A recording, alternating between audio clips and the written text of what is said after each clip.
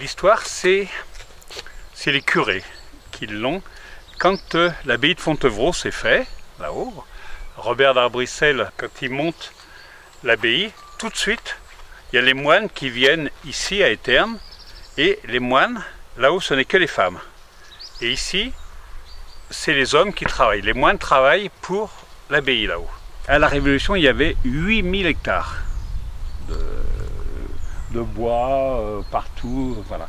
Et tout a été dispersé. Il ne reste plus que 20, au total j'ai 22 hectares. Ici on a 2 pigeonniers. Vous en avez un là qui est assez extraordinaire. Il est classé au monument historique avec des tunnels qui partent, des souterrains qui partent.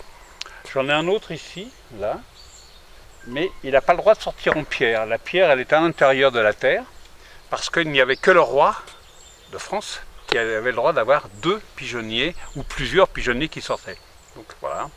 Au temps de la Révolution, enfin un petit peu avant la Révolution, il faut penser qu'il faisait, c'était déjà le clos préféré de l'abbesse pour le blanc.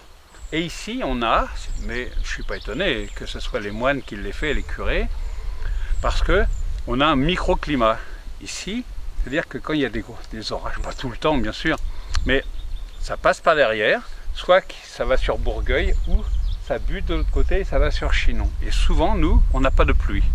Et l'hiver, quand il gèle à Varin, il fait, mettons, -1 à Varin, ici, on a 0 degré. Voilà. Et c'est du Cabernet Franc? Cabernet Franc pour les rouges et du chenin pour les blancs. Tous les blancs sud-africains, c'est des chenins. Ça vient d'ici. Hein. Ça, chenin, c'est confidentiel en France. Mais là-bas, en Afrique du Sud, c'est des milliers d'hectares. Oui. C'est du chenin, c'est comme ça. Ça a été après la Révolution? Après, non, avant. L'histoire un petit peu de ces châteaux, c'est... L'histoire, hormis le vieux bâtiment qui n'est pas restauré derrière où c'était les moines, là, toute cette façade là et tout, je sais pas. On ne sait pas du tout. Ouais. Le propriétaire précédent avant vous, c'était des Américains. C'était des Américains. Ils avaient racheté à qui? Ils avaient racheté un marchand de pizza. Ah oui. Les Américains ont pas mal... c'est des Américains. Hein.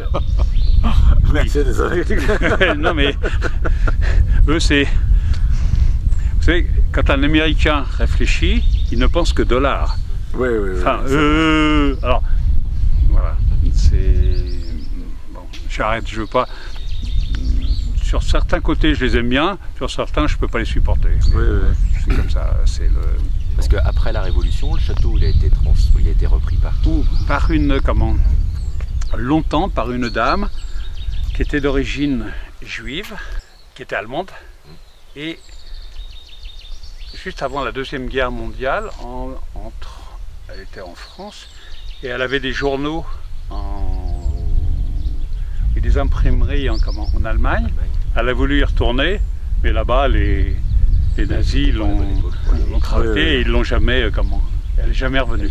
Donc il était 30 ans, il était abandonné. Pendant 30 ans il était abandonné, c'est revenu à l'État, qui l'a revendu, enfin, voilà.